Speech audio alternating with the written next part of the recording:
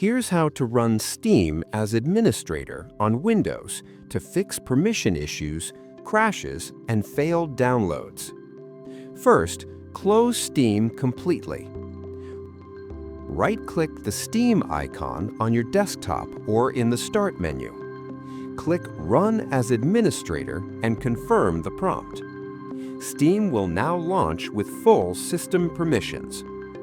To make this permanent, right-click the Steam shortcut and select Properties. Open the Compatibility tab.